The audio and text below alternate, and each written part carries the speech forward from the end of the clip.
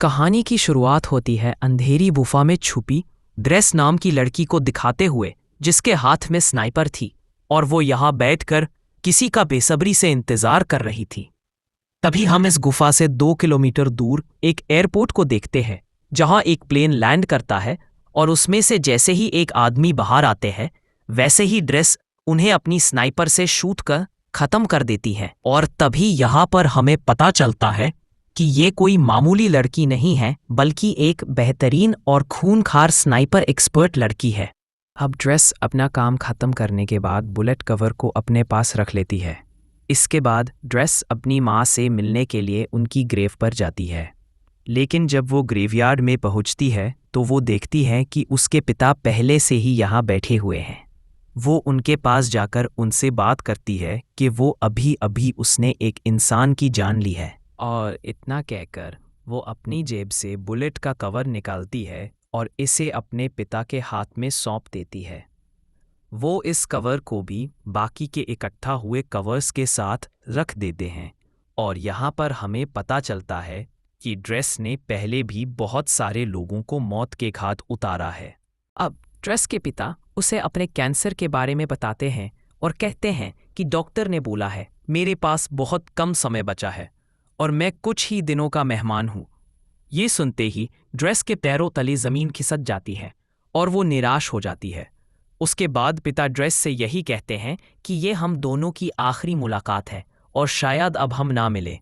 दूसरी तरफ हमें एक आदमी दिखाई देता है जिसका नाम है लीवाई है वो एक रिटेलर स्नाइपर था, इसलिए वो अक्सर समुंदर के किनारे बैठकर अपने ओल्ड मेमोरीज को लिखता है। एक दिन उसे एक मैसेज आता है जिसमें उसे एक एड्रेस पर बुलाया जाता है।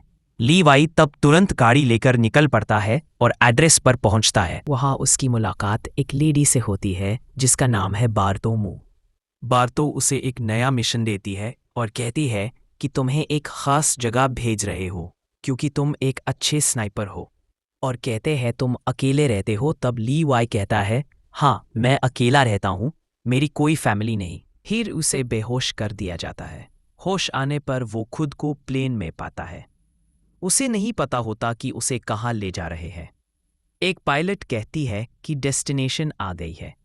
पायलट बताती है कि उसे पैराशूट से नीचे उतरना होगा और 35 किलोमीटर चलकर अपनी मंजिल तक पहुंचना होगा। लीवाई पैराशूट पहनकर बर्फ पर लैंड करता है और 3 दिन तक चलने का बाद अपनी मंजिल तक पहुंचता है। वहां उसकी मुलाकात एक आदमी से होती है जो उसे एक वॉच टावर ले जाता है और कहता है कि अगले 1 साल तक तुम्हें यहीं काम करना है। और इस प्लेस का नाम द गोर्ज कहते हैं, एक गहरी खाई। तुम्हें बस इसकी देख रेख करनी है, माइंस चेक करनी है और सिर्फ महीने में 1 बार हेडक्वार्टर्स से कांटेक्ट करना है। लीवाई पूछता है मेरा काम है लोगों को गोर्ज के पास आने से रोकना? जेडी कहता है नहीं, तुम्हारा काम है जो चीज़ गोर्ज के अंदर है उसे बाहर आने से रोकना। जेडी के जाने के बाद लीवाई अकेला टावर में काम शुरू करता है। महीने बाद जब वो टेलीस्कोप से ईस्ट टावर देखता है तो उसमें एक लड़की होती है, ड्रेस। दोनों पहले बात नहीं करते, लेकिन धीरे धीरे पेपर्स पर लिखकर अपना नाम शेयर करते हैं और दोस्ती हो जाती है। एक दिन मॉन्स्टर खाई से निकलकर अटैक करते हैं। लीवाई और ड्रेस दोनों अपनी स्नाइपर से मिलकर उन्हें मार गिराते हैं। एक मॉन्स्टर ड्रेस के टावर तक पहुंच जाता है, लेकिन लीवाई उसे मारकर ड्रेस की जान बचा लेता है। और फिर दोनों बातें करते हैं, डांस करते हैं और एक दूसरे के करीब आ जाते हैं। लेकिन एक दिन मॉन्स्टर्स अटैक कर देते हैं, माइंस ब्लास्ट होती है और लीवाई गिर जाता है। ड्रेस पैराशूट लेकर उसके पीछे जंप करती है और दोनों गॉर्ज के अंदर चले जाते हैं। यहाँ से उनकी फाइट शुरू होती है खतरनाक मॉन्स्टर्स के खिलाफ। नीचे वो लोग हाइब्रिड क्रीचर्स देखते हैं, आधे इंसान, आधे पेड़ या फिर अजीब जानवर। ये सब एक फेल एक्सपेरिमेंट का नतीजा था। एक साइंटिस्ट ने डीएनए एक्सपेरिमेंट्स किए थे जिसमें ह्यूमंस को सुपर सोल्जर्स बनाना चाहा था, लेकिन एक्सपेरिमेंट बिगड़ गया और मॉन्स्टर्स बन गए। लीवी और द्रसा को समझ आता है कि मिस बावतो ही इसके पीछे है, और ये टावर्स इसलिए बनाए गए थे ताकि दुनिया से ये सच छुपा रहे।